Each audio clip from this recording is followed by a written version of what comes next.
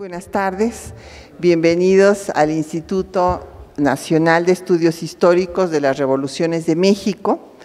Hoy estamos conmemorando con esta mesa de lujo que tenemos esta tarde el aniversario de la creación de la Suprema Corte de Justicia de la Nación, que justamente fue instalada un 15 de marzo de 1825. De hecho, desde que se inicia la lucha por la insurgencia de México, Hidalgo tiene muy claro que hay que convocar a un congreso para establecer las bases jurídicas de la nueva nación.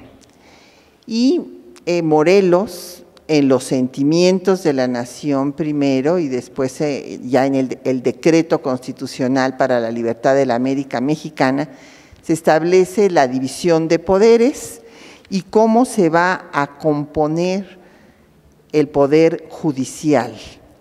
Este primer intento, que también se establece justo en el mes de marzo, en Ario de Rosales, en Michoacán, ahí va a tener lugar la creación del Tribunal de Justicia, del primer Supremo Tribunal de Justicia, un 7 de marzo de 1815. Sin embargo, este intento, ese primer gobierno, porque contra lo que se dijo por algunos especialistas, que la Constitución de 14 realmente no había estado en vigor, que no había tenido trascendencia y otras cosas por el estilo. Bueno, pues vimos el año pasado en todas las serie de actividades que organizamos al respecto que no fue así. Y este gobierno, bueno, pues sí va a sucumbir ante el embate de los realistas y será después de la caída del efímero imperio cuando desde el acta constitutiva de la Federación se establezca ya y se utilice el término Corte Suprema de Justicia, que va a instalarse un 15 de marzo. Tenemos el gran gusto de que nos acompañen el doctor Héctor Fixamudio, el consejero para la celebración del centenario de la Constitución, el señor magistrado Manuel Ernesto Saloma Vera y el doctor Jorge Fernández Ruiz. Ya se pusieron de acuerdo nuestros distinguidos ponentes en qué orden van a hablar y le pediríamos primero al señor magistrado Saloma Vera que haga uso de la palabra. Yo quisiera antes brevemente destacar su trayectoria académica. Él es especialista en Derecho de Amparo, tiene su maestría por la Universidad de Barcelona, es consejero de la Judicatura Federal y presidente de la Comisión para la Transparencia, Acceso a la Información y Protección de Datos Personales de la misma institución. Ha tenido muy importantes cargos dentro del Poder Judicial y entre sus obras podemos destacar Apuntes de Derecho Procesal Civil Federal, Antecedentes Históricos y Naturaleza del Juicio de Amparo en la actualidad, el proyecto de su reforma, Derecho Procesal Civil, Constitucional y de Amparo, y la jurisprudencia en México, entre otras publicaciones. Escuchamos al magistrado Saloma Vera. Muchísimas gracias, magistrado. Muchísimas gracias, doctora.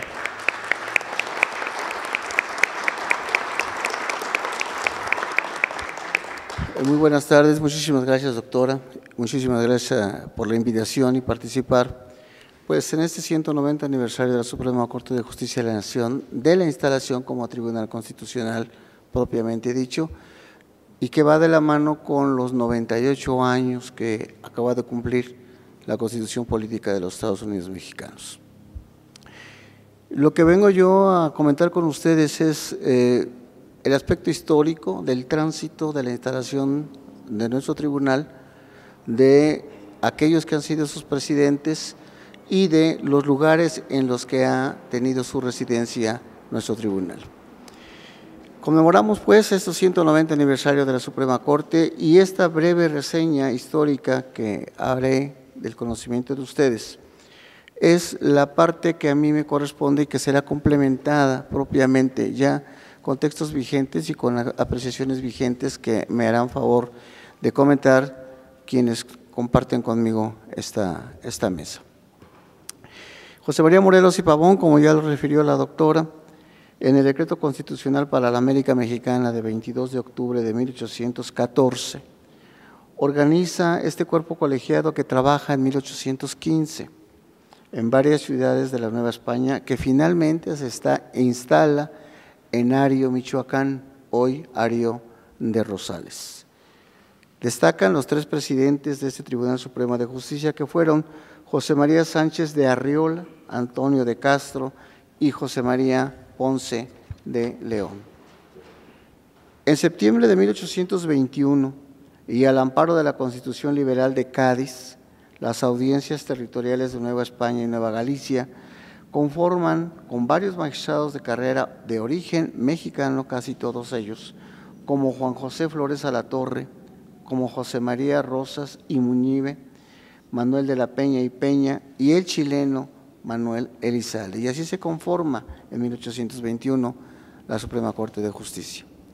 En 1823, el regente de la Audiencia de México, Pablo de la Llave, señaló que aún no se había instalado el Tribunal Supremo de Justicia que preveía el reglamento provisional del imperio de Agustín de Iturbide y que solo 2 audiencias o tribunales de segunda instancia tenían a su cargo la función jurisdiccional, pero que era insuficiente dado el inmenso territorio que constituía nuestro país y que solamente había 2 audiencias establecidas en el territorio nacional, la audiencia de Guadalajara y la de Ciudad de México. En el acta constitutiva de la Federación del 28 de diciembre de 1823, se utiliza por primera vez el término de Corte Suprema de Justicia en lugar de Tribunal Supremo. Y así, el día 5 de octubre de 1824, se eligen como magistrados para guiar los destinos de este órgano a don Juan Nepomuceno Gómez Navarrete, a Juan José Flores Alatorre y nuevamente a Manuel de la Peña y Peña, quienes en su momento habían sido oidores de las audiencias. A los ministros de la Corte los elegían las legislaturas de los estados y su calificación correspondía a la Cámara de Diputados, siendo letrados y con la característica primordial que hasta hoy prevalece de inamovibles. Se contaba con un vicepresidente de la Corte, cargo que recaía en quien presidía la segunda sala o quien era el decano de los ministros. El presidente de la Corte y los ministros se eligieron el 23 de diciembre de 1824 y prestaron juramento el 15 de marzo siguiente en el Congreso, iniciando sus labores en marzo de 1825.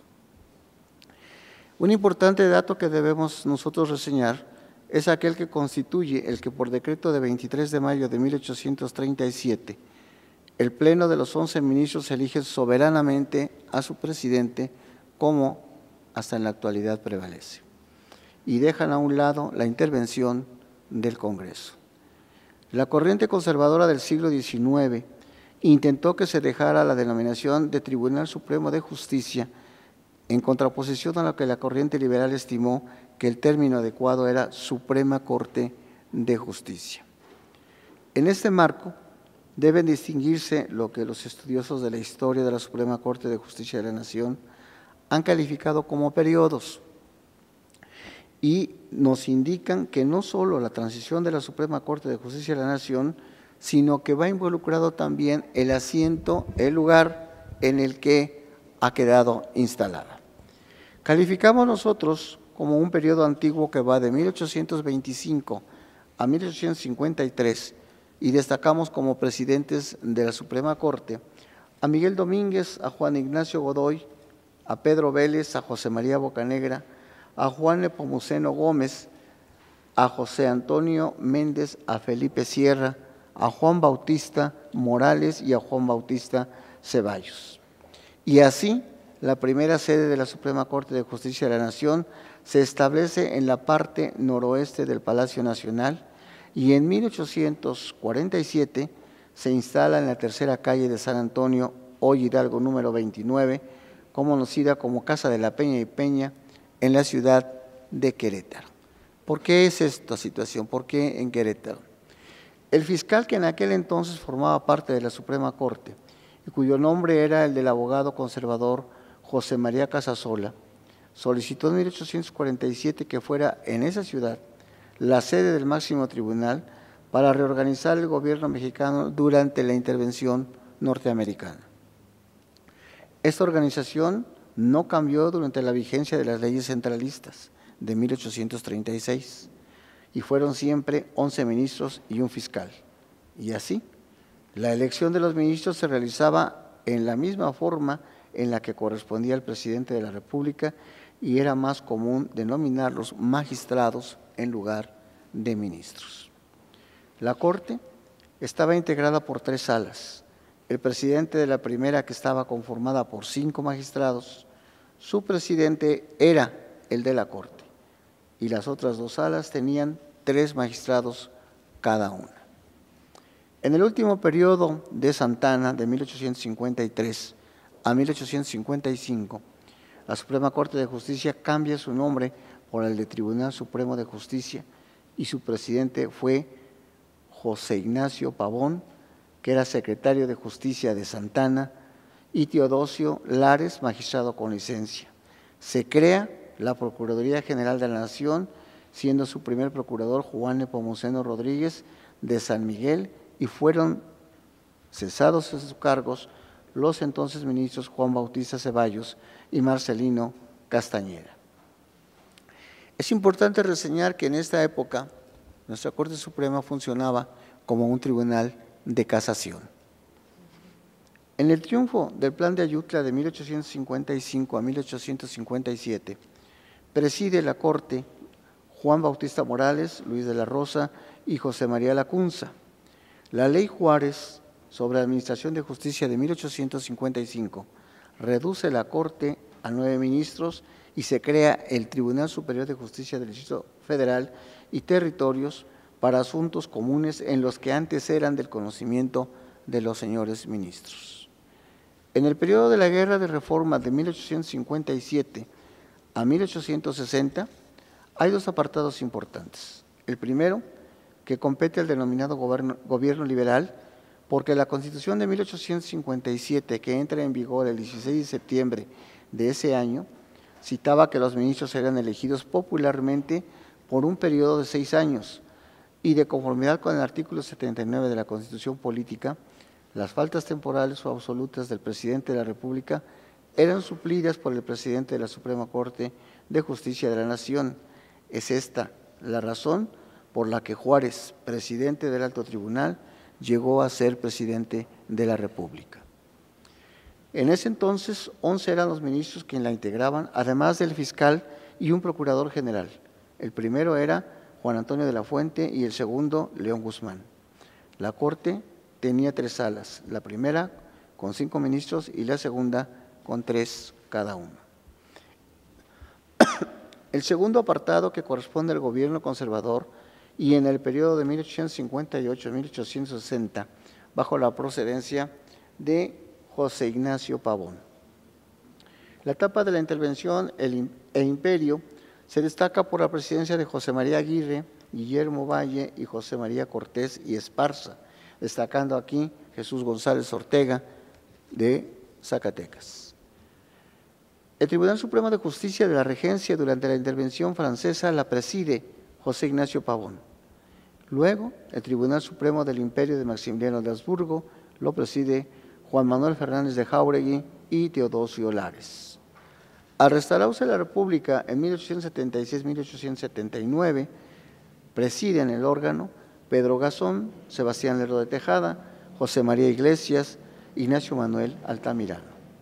Y los presidentes durante el Porfiriato de 1877 a 1910 destacan Ignacio Luis Vallarta, Ignacio Ramírez, Juan M. Velázquez, Manuel Alas, Miguel Blanco, José María Bautista, Guillermo Valle, Jesús Velázquez Palacios, Prudenciano Dorantes, Manuel María Contreras y Miguel Ausa y Manuel Saavedra.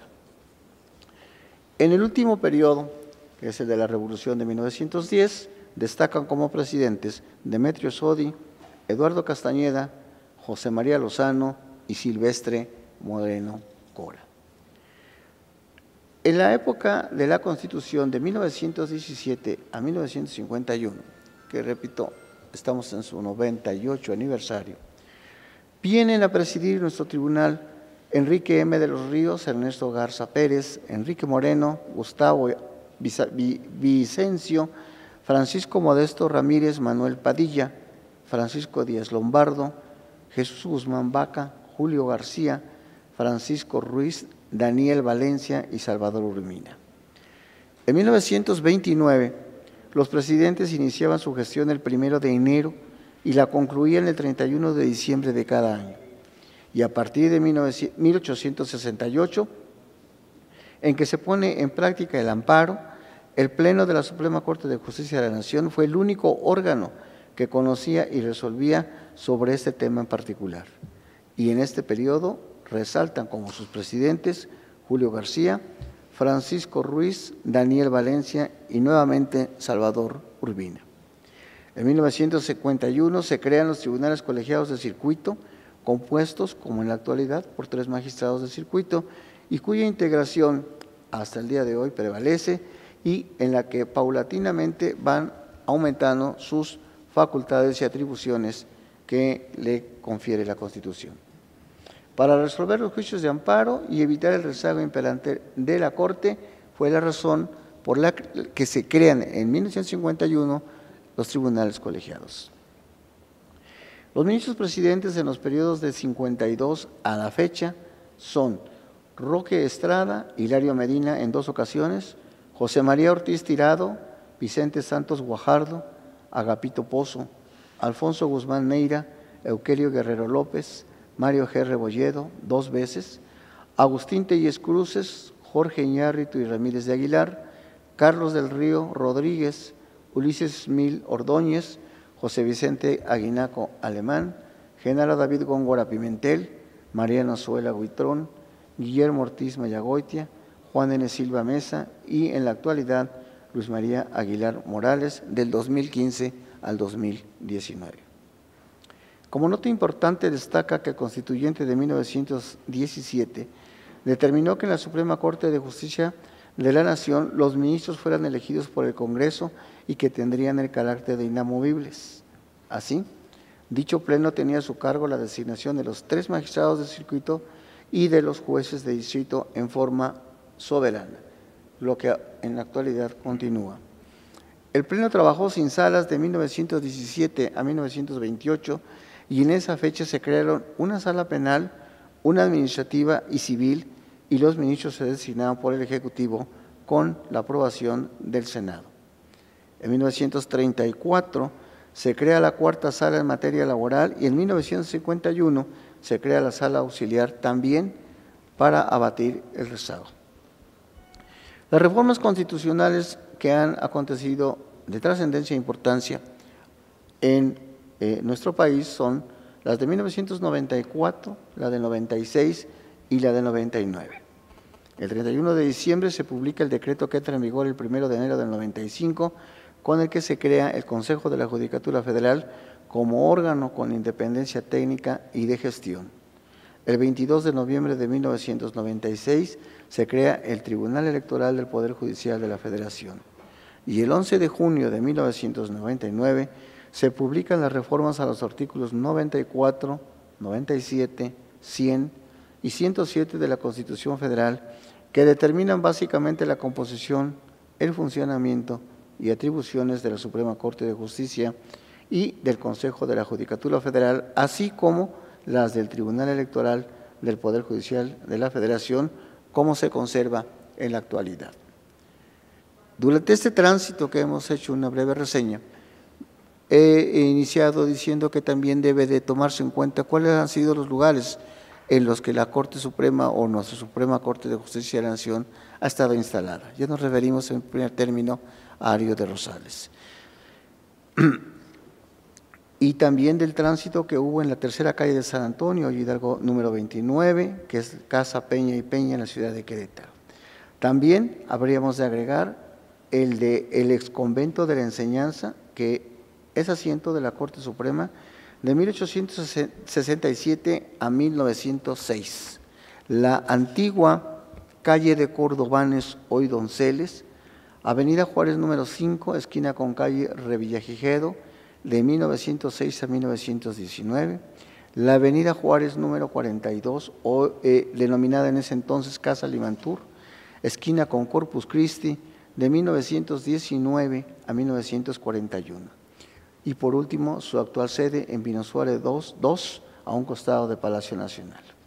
Este ha sido un breve recorrido muy ajustado de lo que puede establecerse como una reseña histórica de nuestro máximo tribunal, de lugares en los que ha estado y de los cuales estamos celebrando sus 190 años de instalación.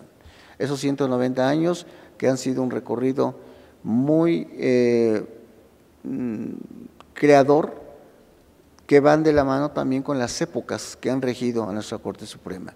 Estamos en la actualidad, en la 10ª época, pero bueno, la esencia y sobre todo la solvencia del órgano jurisdiccional siempre ha sido destacada como un equilibrio absoluto entre los poderes y un equilibrio que ha permitido durante todo este tiempo los frutos de una paz social. Eso es lo que yo traería para comentárselos a ustedes. Muchas gracias por su atención.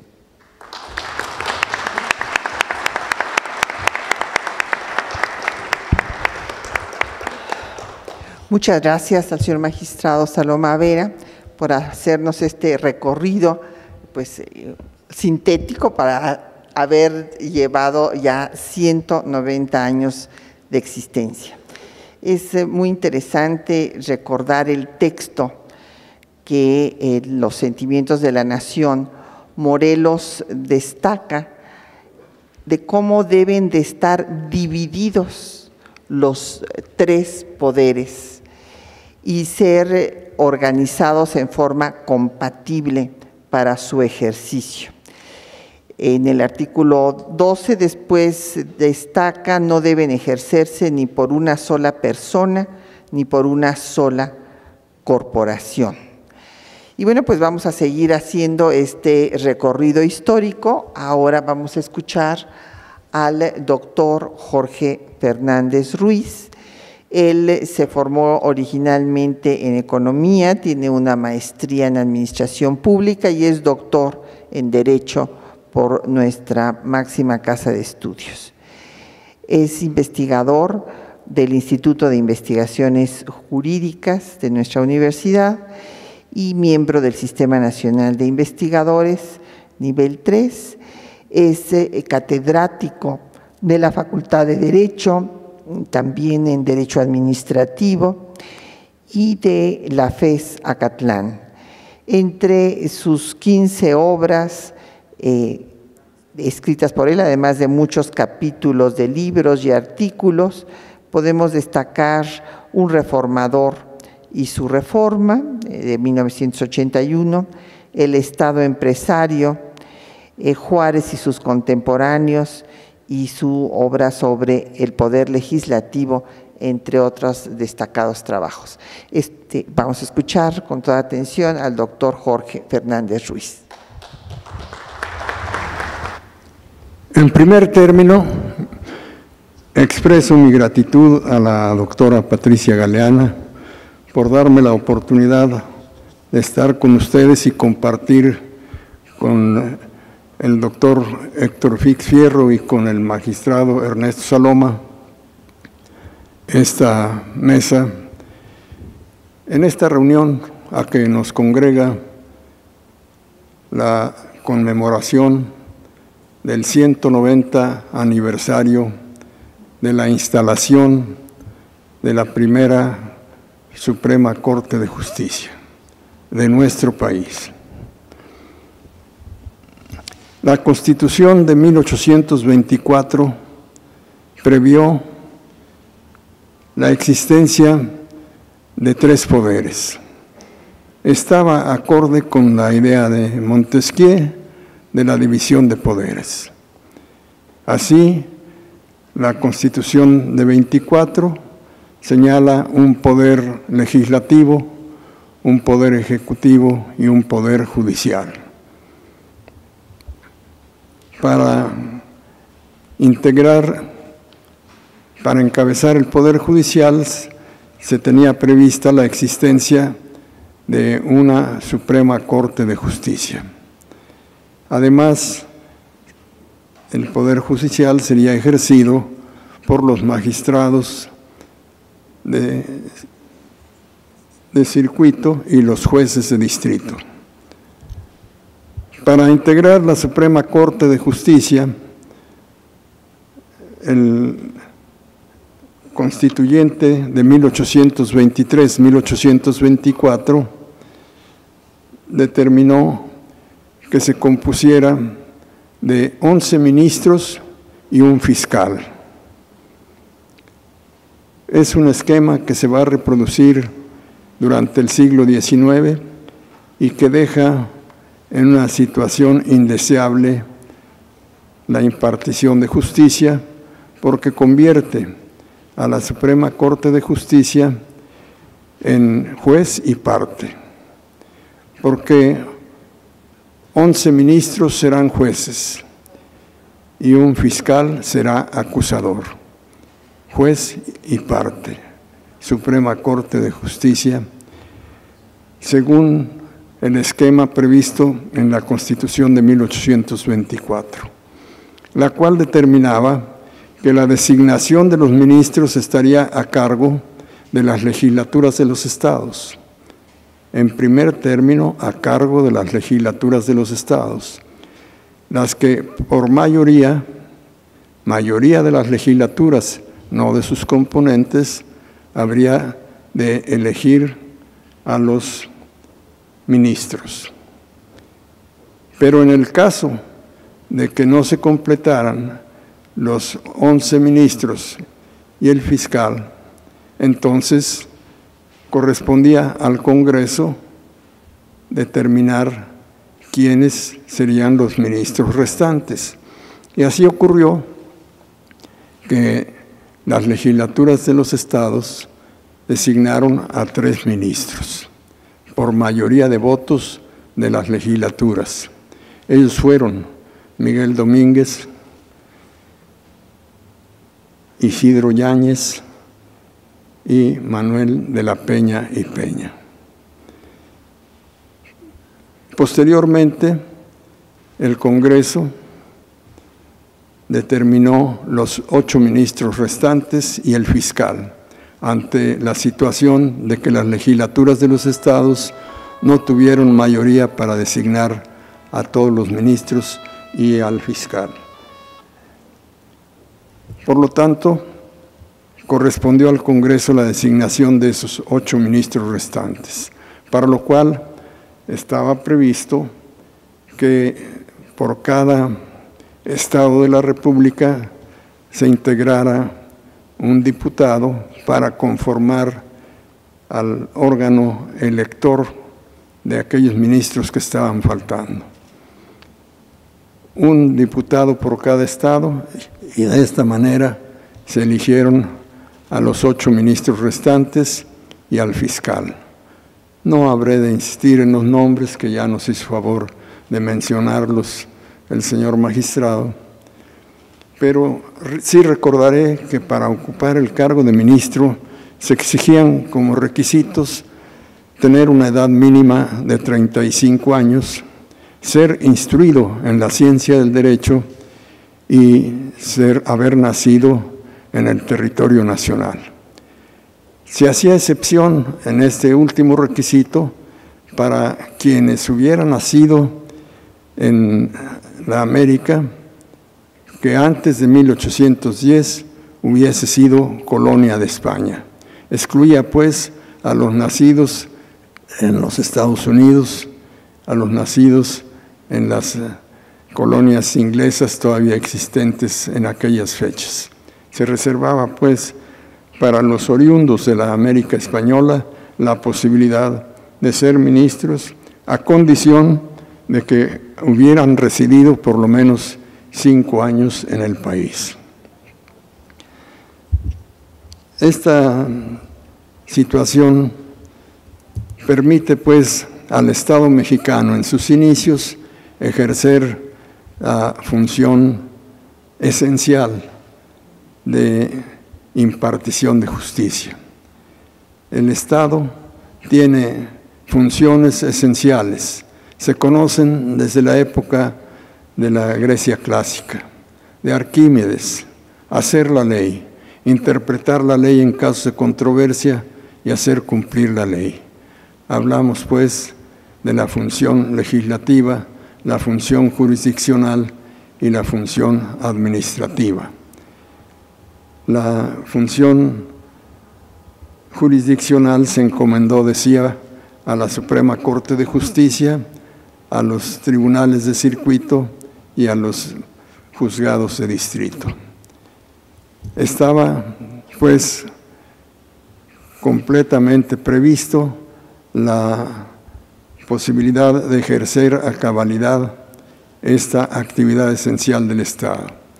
Y digo esencial porque si no se ejerce la función pública, sea legislativa, jurisdiccional o administrativa, el Estado tiende a desaparecer. Y más temprano que tarde habrá de desaparecer para ubicarse entonces en la situación de naturaleza a que se refiere Tomás Hobbes en su libro El Leviatán. Antes del nacimiento del Estado, la sociedad vivía una permanente guerra de todos contra todos, en donde no imperaba otro derecho que el del más fuerte, por lo que decía Hobbes: el hombre es el lobo del hombre. Para evitar esa situación indeseable, dice Hobbes, según su teoría contractualista, los seres humanos resolvieron renunciar a parte de sus libertades para que pudieran someterse al orden jurídico, a la norma de derecho general, abstracta, impersonal, obligatoria y coercitiva. Y precisamente esa coercitividad se la va a imprimir el Estado, que tiene el monopolio ya de la fuerza.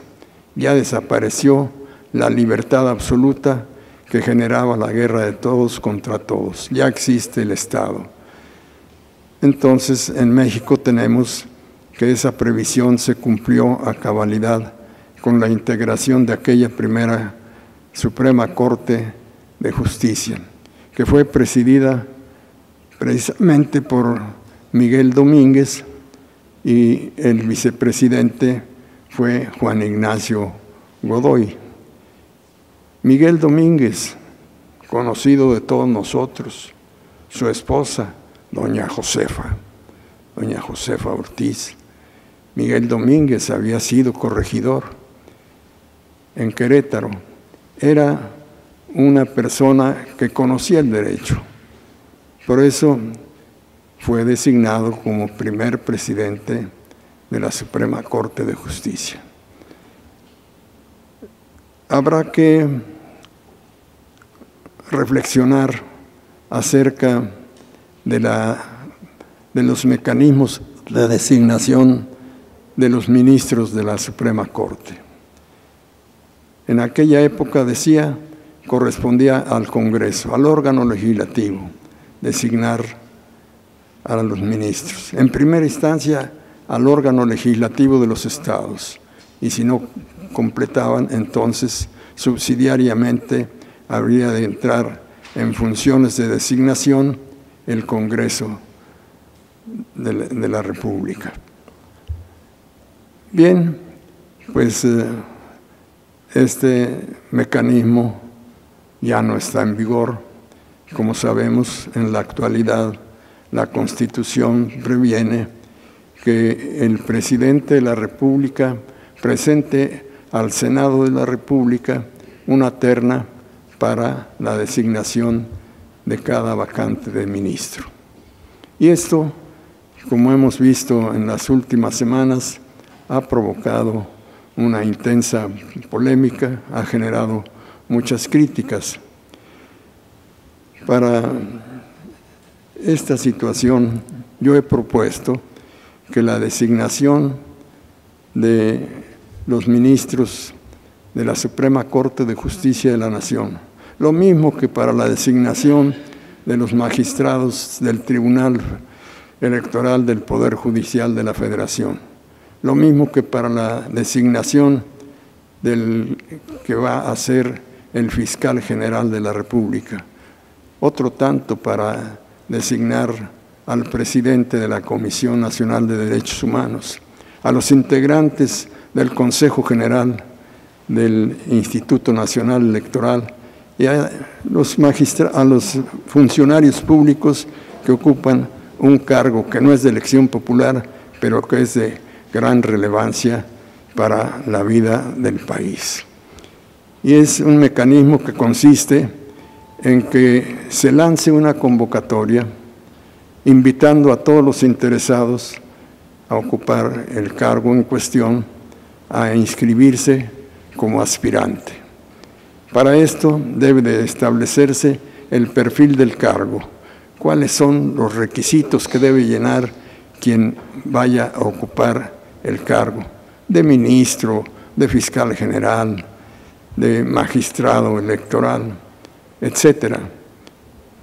Y de esta manera se podrán inscribir un número indeterminado de aspirantes que va a ser revisado por una comisión que podría integrarse por senadores o por diputados y senadores. En fin, un grupo de funcionarios públicos que examinen minuciosamente si los inscritos cumplen o no los requisitos establecidos.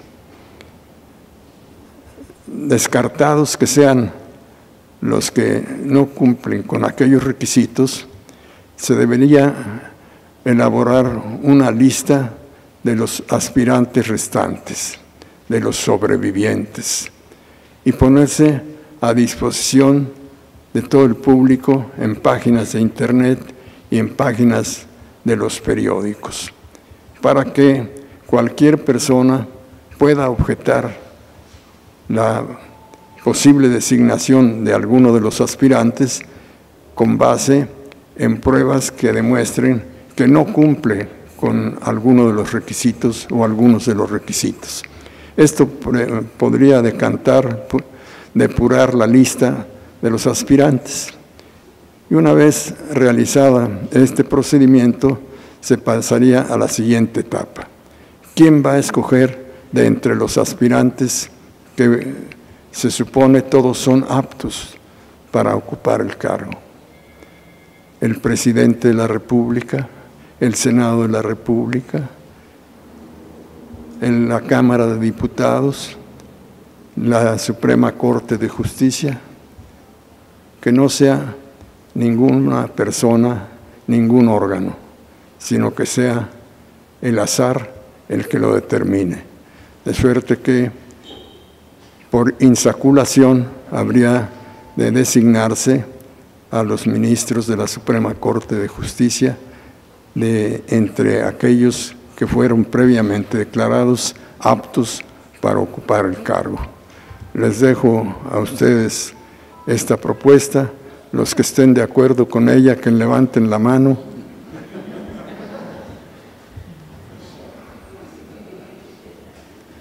Los demás pueden salir. Muchas gracias.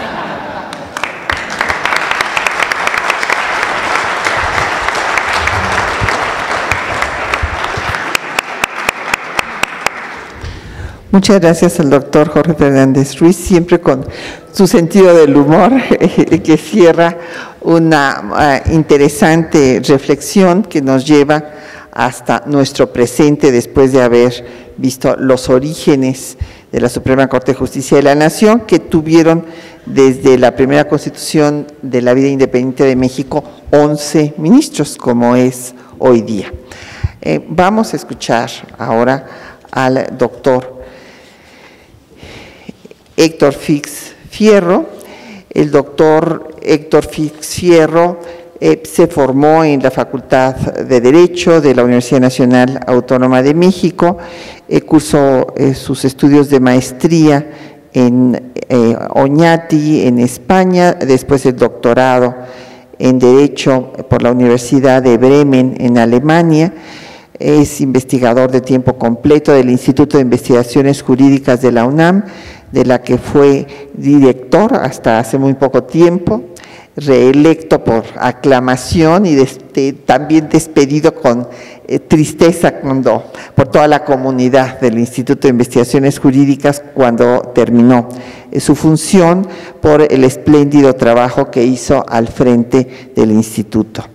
Él imparte cátedra de Derecho Constitucional en la Facultad de Derecho, así como en otras universidades, tanto universidades nacionales como la Veracruzana, universidades en Estados Unidos, la Universidad de Houston y la universidad en la que hizo su doctorado de Bremen en Alemania. Entre sus publicaciones podemos destacar Tendencias del Constitucionalismo en Iberoamérica, fue el coordinador de la Sociología del Derecho, Culturas y Sistemas Jurídicos Comparados, publicado en el 2010 en 2 volúmenes, El amparo administrativo y la mejora regulatoria, entre otros libros fundamentales para el estudio del derecho constitucional. Escuchamos al doctor Fix Fierro.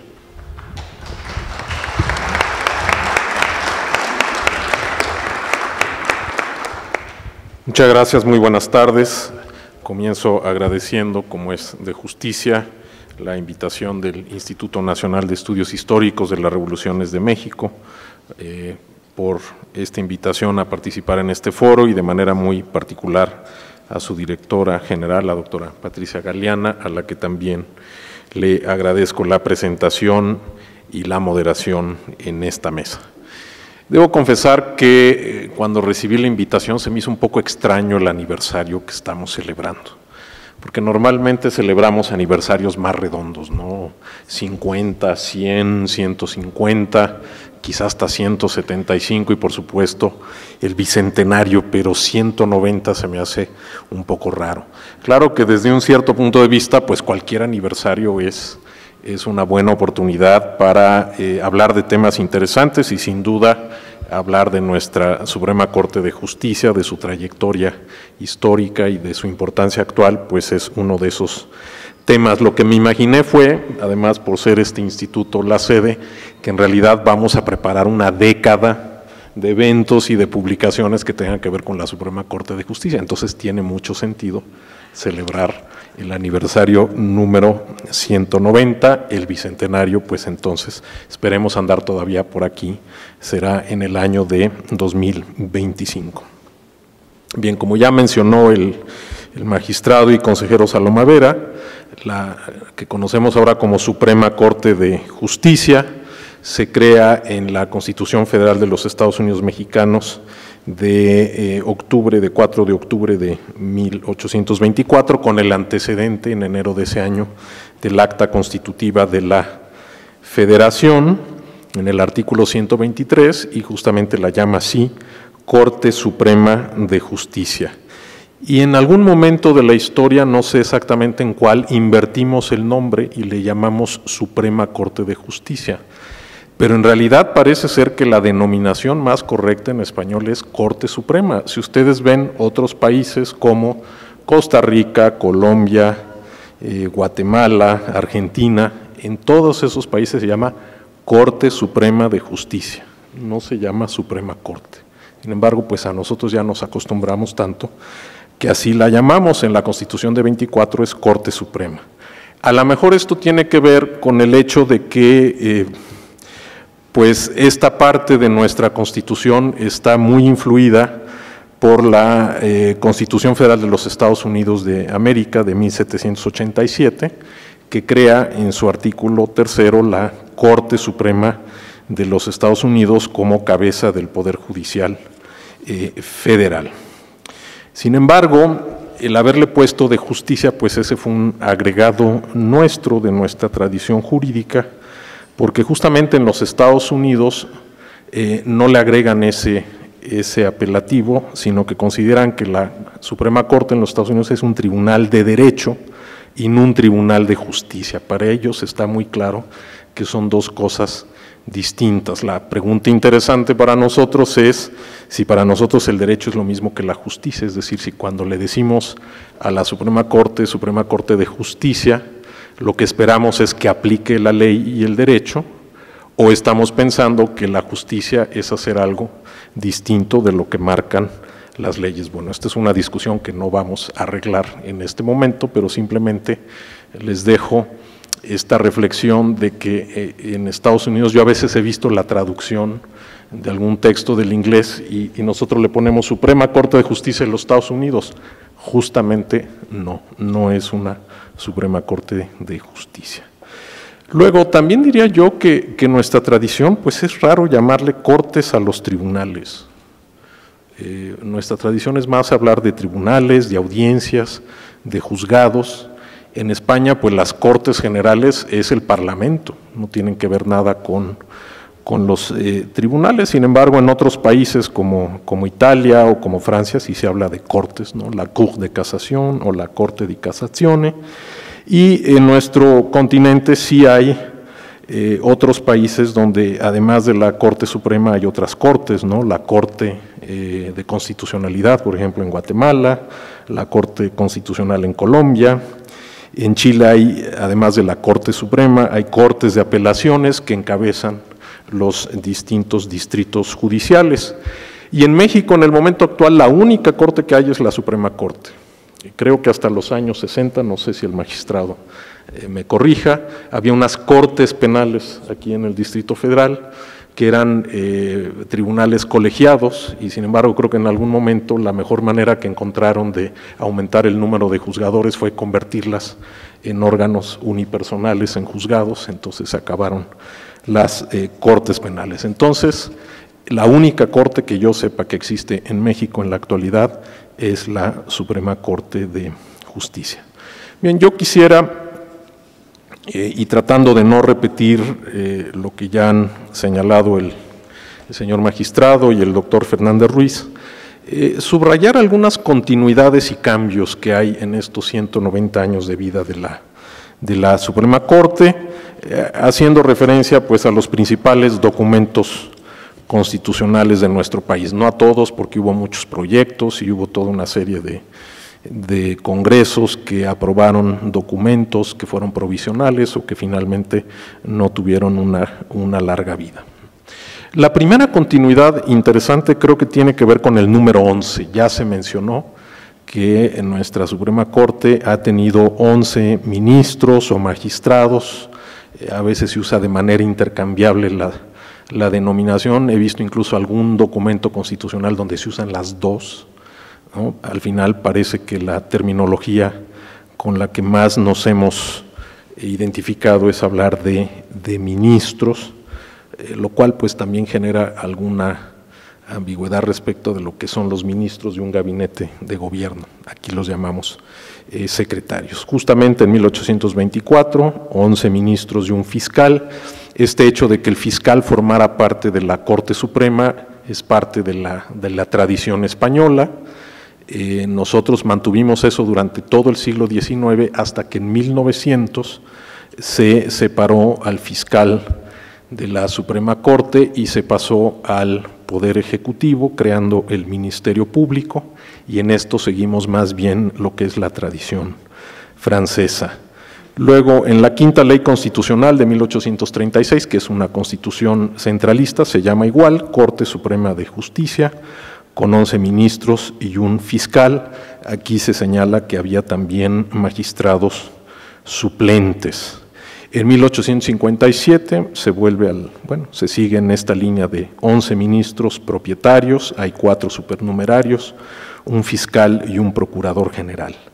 Y aquí, unos años más tarde, pues empieza una tendencia que se dio sobre todo en el siglo XX de ir aumentando el número de ministros en la Suprema Corte, porque simplemente no había manera de acabar con el rezago y con las cargas de trabajo. Entonces, en 1900 hay un aumento a 15 ministros y, como ya señalé, las funciones de fiscal y procurador pasan al Poder Ejecutivo. En 1917 se vuelve al número de 11 ministros, pero como ya se señaló, en sucesivas reformas se fue aumentando el número hasta llegar a 21 ministros en el Pleno y hasta 5 ministros supernumerarios, y finalmente otra vez en 1995 volvimos al número de 11 ministros. Entonces realmente de los 190 años, una buena parte, quizá la mayor parte del periodo, ha sido esta la composición. Otro punto en donde hay menos claridad y menos continuidad, pero hay una especie de péndulo, es en la forma de trabajo de la Suprema Corte. En 1824 se crean 3 salas, el maestro Fernández Ruiz ya mencionó cómo estaban integradas. Luego, en 1836 no se dice nada en la ley constitucional, pero podemos suponer que continúa esa forma de trabajo. En 1857 claramente se crea como un órgano que funciona en pleno, y luego en 1900 se crean otra vez 3 salas. En 1917 la Corte funciona nada más en pleno, es decir, los 11 ministros, todos son los que se reúnen y deciden, pero ya en 1928 pues era necesario las salas, crear salas. Las salas son un mecanismo que permiten, por un lado, la especialización, ¿no?, de los asuntos civiles o penales o administrativos, y por el otro lado, pues es más fácil poner de acuerdo y hacer trabajar a 5 ministros que a 15 o a 20. Entonces, realmente el trabajo principal de la Corte se da en las salas. En 1934 se agrega la sala del trabajo. En 1951 se crea una sala auxiliar con los ministros supernumerarios, y finalmente otra vez en 1995, cuando se vuelve a la integración de 11 ministros, se crean 2 salas, pues con competencia que llamaríamos mixta, la primera sala en asuntos civiles y penales y la segunda en asuntos administrativos y laborales. Otro tema en el que ha habido más variación todavía, ya se ha mencionado, pues es en la forma de elección, de nombramiento de los ministros y la duración de su cargo. En 24 ya señalaba el maestro Fernández Ruiz que votaban las legislaturas de los estados y el Congreso, digamos, contabilizaba esos votos y señalaba quiénes habían sido elegidos, pero parece que no, la primera vez no fue el mejor sistema y hubo que completarle, podríamos decir, con la designación que se hiciera en ese momento. Pero la Constitución sí decía que eran perpetuos en su destino, es decir, que eran cargos vitalicios. Lo que pasa es que a veces la Constitución duraba menos que el cargo y entonces había una serie de problemas, ¿no? En 1836 se establece el mismo sistema de elección que el presidente de la República, que era complicado, ¿no? Se seleccionaban unas ternas y después iba a la Cámara y luego a las juntas departamentales, entonces era una cosa muy, muy complicada, pero aquí es interesante que no se habla de duración del cargo, tampoco la Constitución, ¿verdad? Fue muy duradera. En 1857 se hace a través de elección popular indirecta en primer grado, con duración de 6 años. Acuérdense que la presidencia de la República duraba 4, entonces no necesariamente había una coincidencia con el presidente y podía haber reelección indefinida. Este sistema fue muy criticado porque se decía que la Corte se politizaba, aunque la elección fuera indirecta, y entonces en 1917 se decidió ensayar un sistema diferente, que fue nombramiento por el Congreso a propuesta de las legislaturas. y se diseñó un sistema de duración progresiva, ¿no?, hasta pensar en llegar a una duración vitalicia, es decir, el primer nombramiento fue por 2 años, hasta 1919, el segundo por 4, y se supone que a partir de 1923 el nombramiento era indefinido. Sin embargo, en 1928 cambia el sistema de elección, propuesta del presidente y ratificación por el Senado, que es el sistema que se ha seguido en los Estados Unidos desde 1787. Luego, entre 1934 y 1944, se estableció una duración de 6 años que coincidía con el periodo presidencial. Bueno, en realidad no fue ninguna coincidencia, de lo que se trataba era que los ministros entendieran y aplicaran con más espíritu las tendencias revolucionarias del jefe del Ejecutivo. Luego se restablece el nombramiento indefinido. En 1951 se aprueba un decreto del Congreso que yo creo que era de dudosa constitucionalidad, donde se establecía retiro forzoso a los 70 años y finalmente en la actualidad tenemos un periodo único de 15 años donde el presidente propone una terna al Senado y hace la designación. Como ya escucharon ustedes del maestro Fernández Ruiz, pues no ha revelado ser un sistema idóneo por muchas razones, entonces pues hay una reflexión de cuál podría ser un mejor sistema de designación. Y finalmente creo que habría que hacer alguna referencia a cuáles han sido las competencias, los asuntos en los que esta Suprema Corte de Justicia ha intervenido en el tiempo. Bueno, pues este es un tema muy complejo, lleno de muchos detalles y muchas cuestiones, pero creo que se pueden hacer algunas observaciones muy generales. Lo primero que habría que decir es que la Corte ha tenido desde sus principios 2 tipos de competencia. Una competencia que podríamos llamar originaria, es decir, son aquellos asuntos que empiezan y terminan en la Suprema Corte, ¿no?, donde la Corte es primera y única instancia, y esto tiene que ver pues con la jerarquía que tiene en la administración de justicia. Y luego tiene una competencia que ha sido variable en el tiempo, donde la Corte revisa en algún grado los asuntos que vienen de los tribunales inferiores. Y en ese sentido, la Corte pues es la última instancia, puede ser la segunda o incluso la tercera instancia de los asuntos ordinarios que vienen de los otros tribunales, de los juicios civiles, de los juicios penales, etcétera. En lo que se refiere a la competencia originaria, pues desde el principio, sobre todo en el sistema federal, a la Corte le ha tocado resolver controversias que tienen que ver justamente con el sistema federal, ¿no? Si hay una controversia entre 2 estados, por ejemplo, pues quién puede o quién tiene que resolver esas controversias, obviamente es algo que le tocan a la Suprema Corte. O si hay también controversias, como dicen los abogados, competencias, ¿no?, controversias de competencia entre distintos tribunales, pues solo el que es el Supremo y es común a todo el sistema puede resolver esos asuntos. Y también le ha tocado a la Corte desde 1824, aunque al principio no estaba muy claro, ir resolviendo el tema de las violaciones a la Constitución, ¿no? La misma Constitución de 1824 dice por ahí en un párrafo medio escondido que a la Corte le toca resolver sobre infracciones de la Constitución y leyes generales. Aquí podríamos discutir si es o no el nacimiento del que llaman los juristas el control de constitucionalidad, pero es obvio que si es un tribunal supremo, pues tendrá que decir la última palabra en este tipo de asuntos. Es interesante ver que en 1836 la Corte Suprema también tenía funciones de corte marcial. Para cierto tipo de asuntos se integraban oficiales del ejército, si eran asuntos penales militares, nada más resolvían los oficiales, los jueces o los magistrados militares.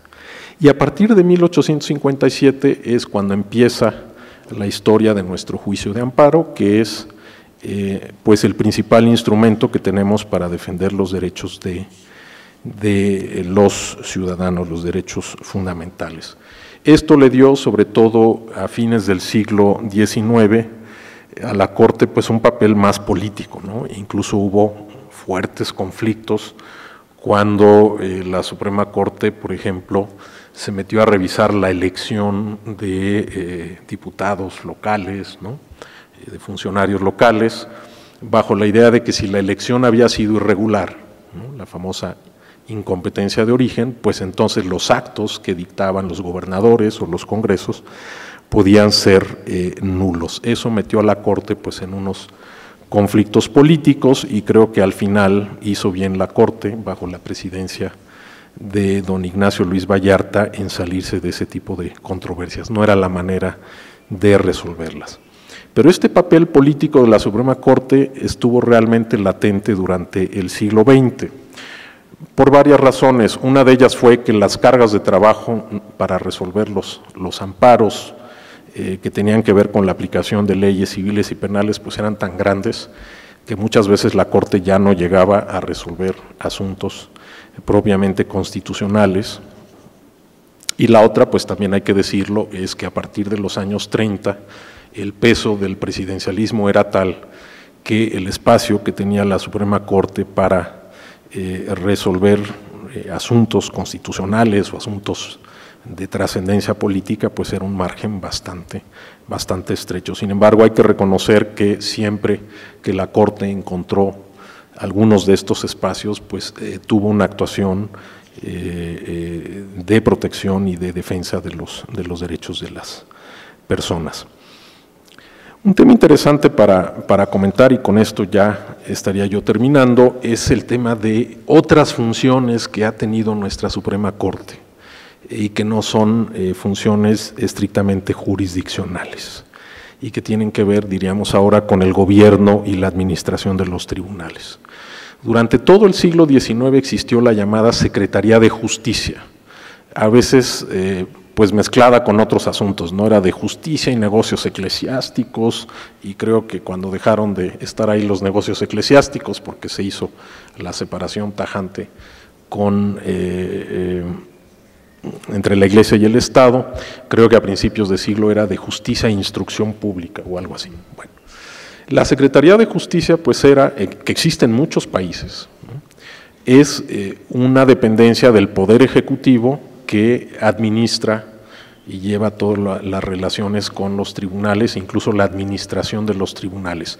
Esto nos va a sonar muy extraño porque nos parece que es de alguna manera contrario o entra en contradicción con la independencia judicial, pero a lo mejor les sorprendería a ustedes saber que en Alemania los ministros de justicia tienen la administración de los tribunales, y los presidentes de las salas y tribunales para efectos administrativos son subordinados del ministro de Justicia. Eso sería inconcebible en México, pero existe y no es, digamos, al menos desde un punto de vista teórico, algo que necesariamente afecte la independencia judicial. Bueno, pues esta Secretaría de Justicia tuvo durante todo el siglo XIX estas facultades de administración.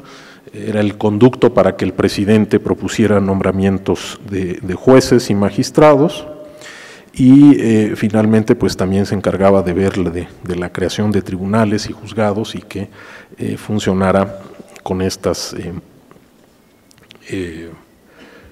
características.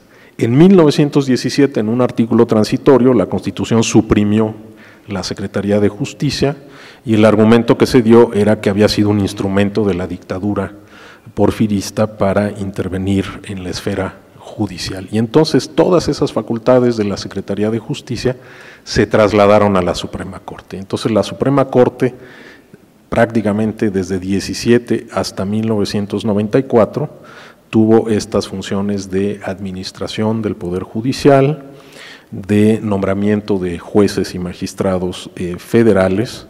En 1987 se le dieron facultades para crear juzgados y tribunales, que era algo que tenía que hacer el Congreso a través de la modificación de la ley, y justamente en 1995 la mayoría de esas facultades pasaron al Consejo de la Judicatura federal. Sin embargo, nuestra Suprema Corte conserva algunas funciones importantes de gobierno y de administración de todo el Poder Judicial, como por ejemplo lo que tiene que ver con la jurisprudencia. Entonces, para terminar, yo diría, pues han sido 190 años de una historia muy rica, muy variada, movida, ¿no?, en momentos determinados, como decía el magistrado, pues ha acompañado la Corte a los sucesos generales que ha vivido el país.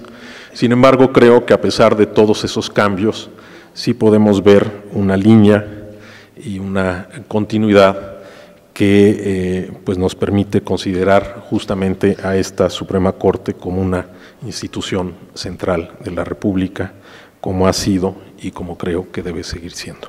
Muchísimas gracias.